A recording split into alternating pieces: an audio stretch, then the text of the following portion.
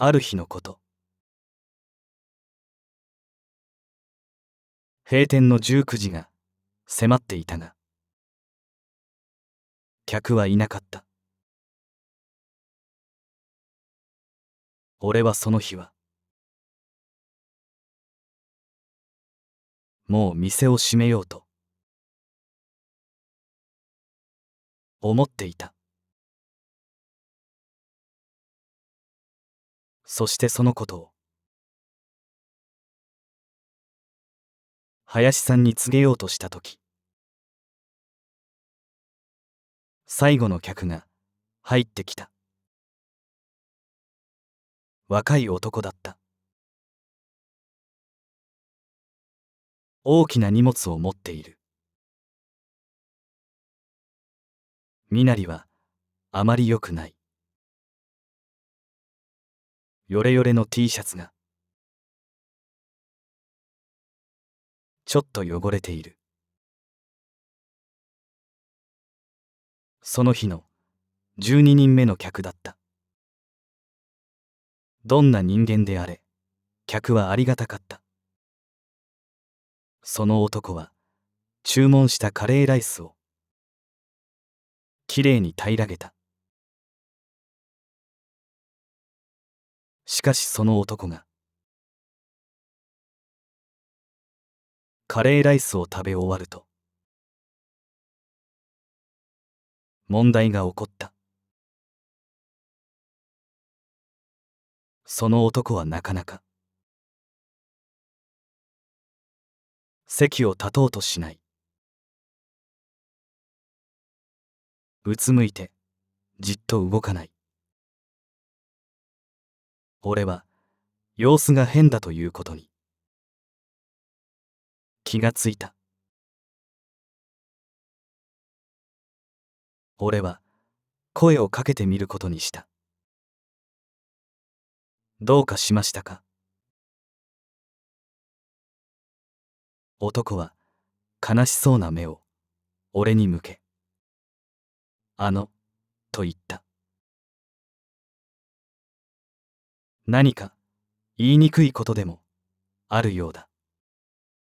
男の気分が楽になるように。俺は笑顔を作った。男は言った。お金、ないんです。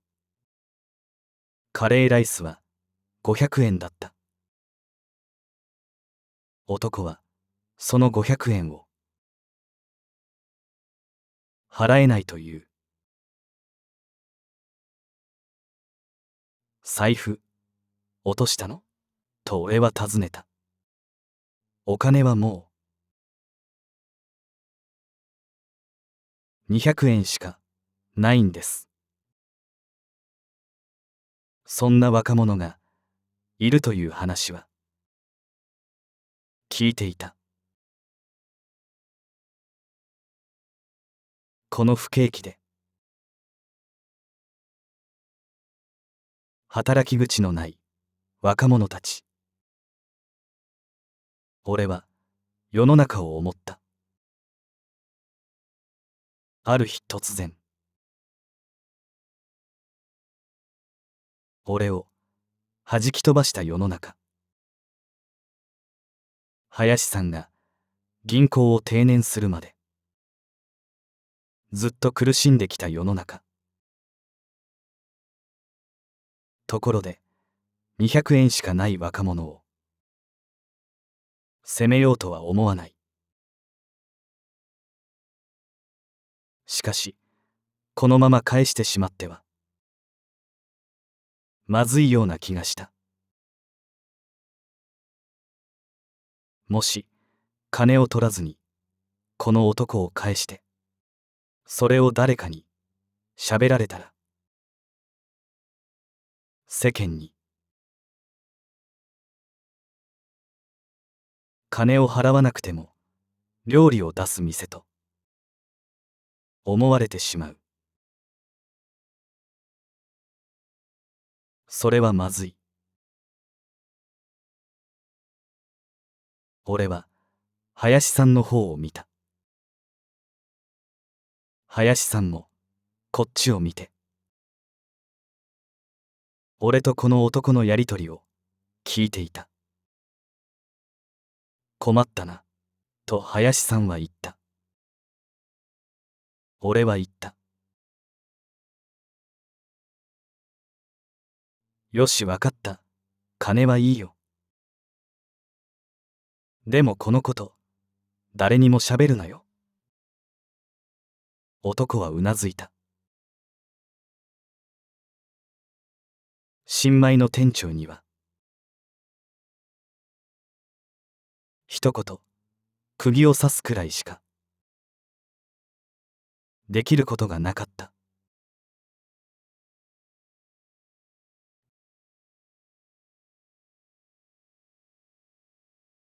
その若い男が出て行った後、俺も林さんも黙っていた。俺は気になっていた。さっきの青年は、これからどうなるのだろう。あの様子では、行くあてがあるのかどうかも怪しいものだった。林さんは難しい顔をしていたが、やがて口を開いた。まったく、世の中ってやつは、どんどん冷たくなっていきやがる。少しはどうにかならんのか。しかし俺にも林さんにも分かっていた。どうにもならないのだ。どうにかなるくらいなら、俺も林さんもここにはいない。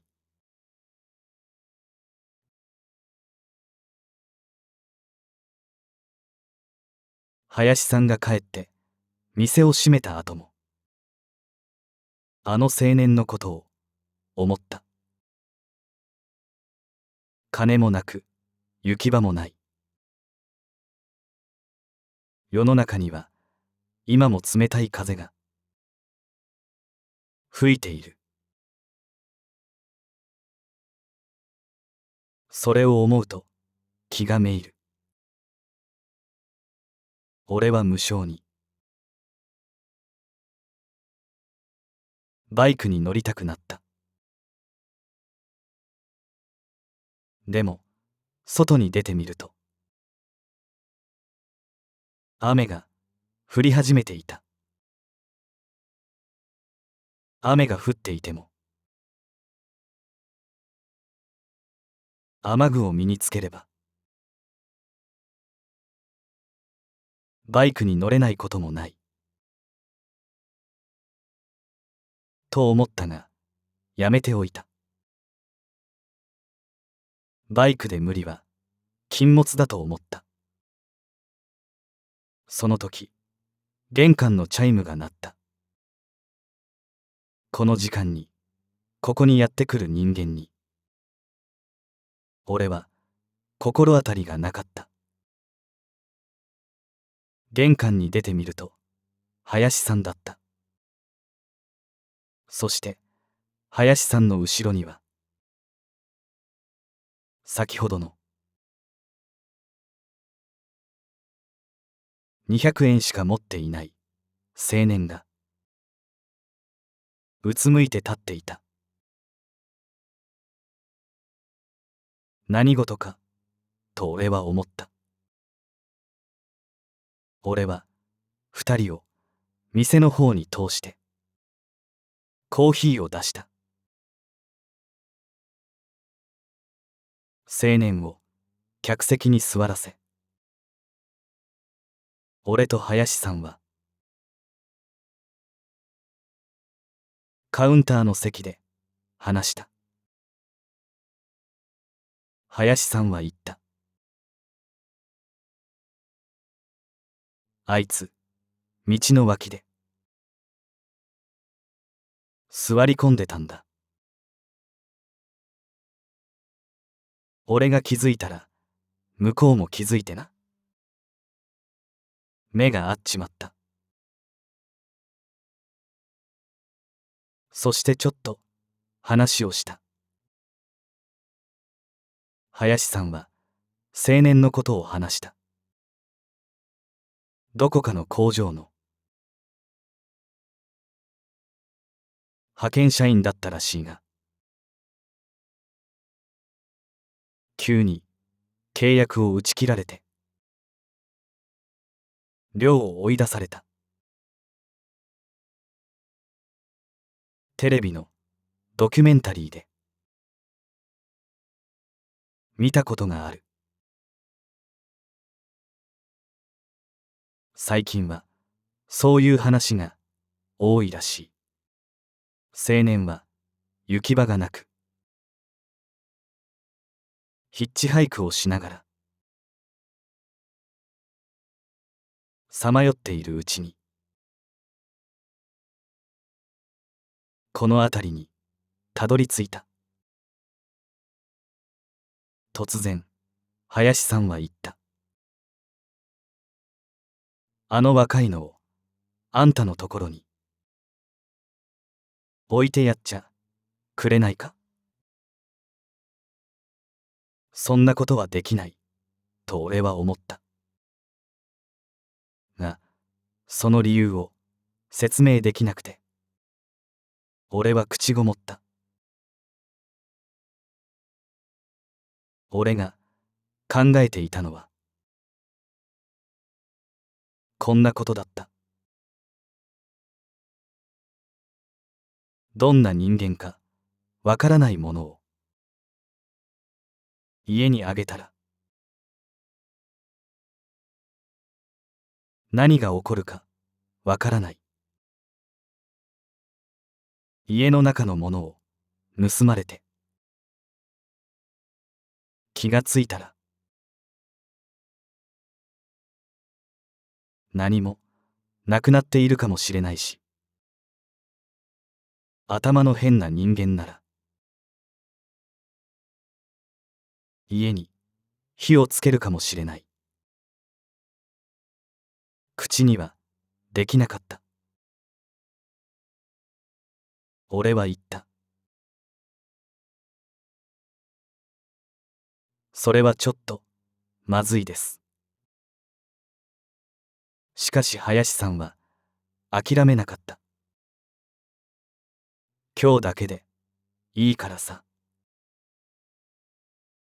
そう言われても林さんのところはどうなんです。それも考えたんだが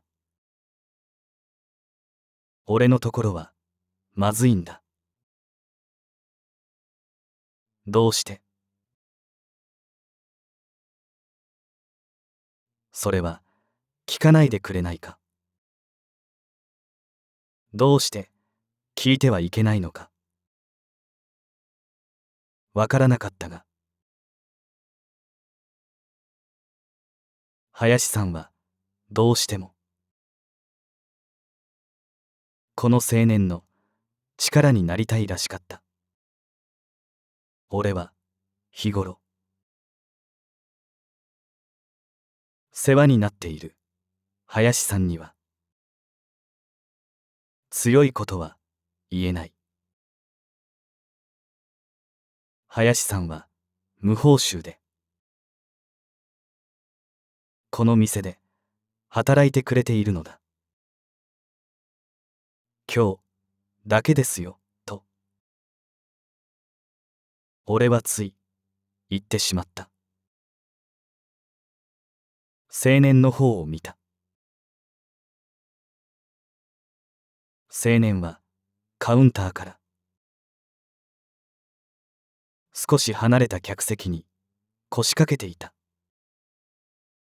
どんな人間なのだろう。印象はあまり良くない。まず表情が暗いし元気がない。服は薄汚れていて少し匂う。しかし青年には金も居場所もないわけだし、それは仕方のないことなのかもしれない。そしてもしこの店を失敗したら、俺もああなるのかもしれない。結局考えても無駄だと思った。嘘つきか正直者か、調子のいい人間か真面目な人間か、今すぐにそれを知ることはできないのだ。とにかく俺は今日この青年をここに置くと林さんに言ってしまったのだった。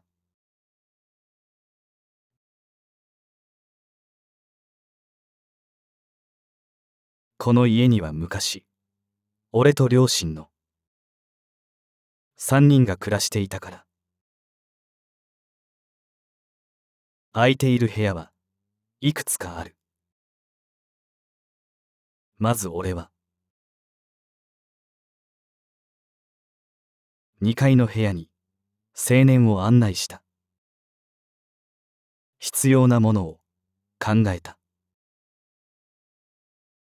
まずは布団、シーツ、毛布、枕、それに風呂の用意も必要だ。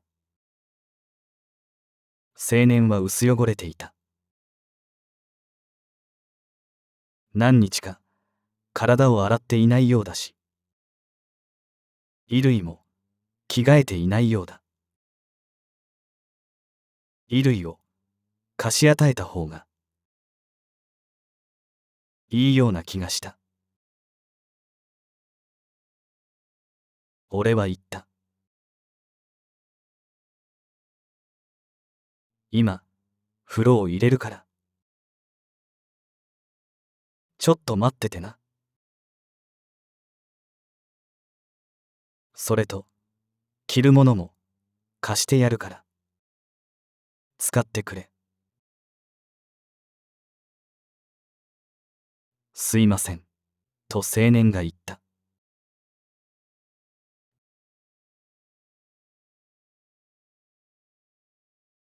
一通りやることを済ませて、俺は店の方で一息入れていた。やがて風呂から上がって衣類を着替えた青年が顔を出した。青年は言った。ご迷惑かけてすいません。いいさ、座れよ。コーヒーでも入れてやる。青年はカウンターの席に座った。コーヒーを入れていると青年が言った。ここで働かせてもらえませんかね。青年は仕事を求めてさまよっていた。しかし俺は言った。無理だな。給料なんて出せないよ。給料なんかいいですよ。ここに置いてもらえさえすれば。林さんみたいなこと言うんだな。林さんってさっきのおじさんさ。その夜俺はなかなか寝つけなかった。自分の家に見ず知らずの他人がいる。違和感があった。給料はいいからここに置いてくれ。青年はそう言った。給料など出なくても居場所があるだけマシ。青年はそう思ったのかもしれない。そして林さんもそうだったのかもしれない。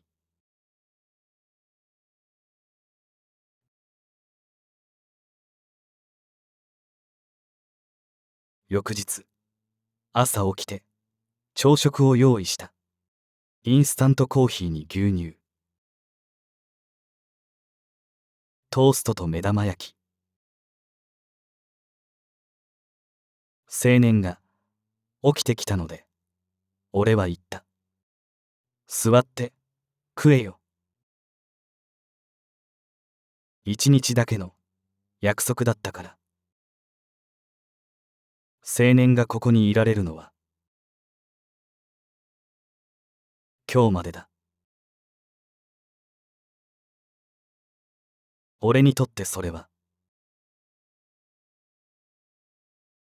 行く場所のないものを追い出すということでもあった。後ろめたい、そんな気になった。朝食が済むと青年が言った。お皿、僕が洗います。気にするなよ。お世話になったんだし。何かさせてください。断るのも悪いような気がした。俺は言った。それじゃあ頼むかな。ここを出た後の青年の辛い人生を思った。しかし俺にできることなど何もない。俺は言った。なあ、皿洗いが済んだら表の掃除も頼んでいいかな。落ち葉や何かを何とかしてくれるか。わかりました。俺は開店の準備をし、やがて林さんも顔を出した。青年が表の掃除を終えると、俺は店内の掃除も頼んだ。濡れ雑巾で店内のほこりを拭き取るのだ。青年のことについて林さんは何も言わなかった。しかし林さんは多分こう思っている。青年には自分と同じように居場所がない。青年が店内の掃除を終えると、俺は言った。給料は出せないが、いたけりゃいていいぞ。再生リスト7に続きます。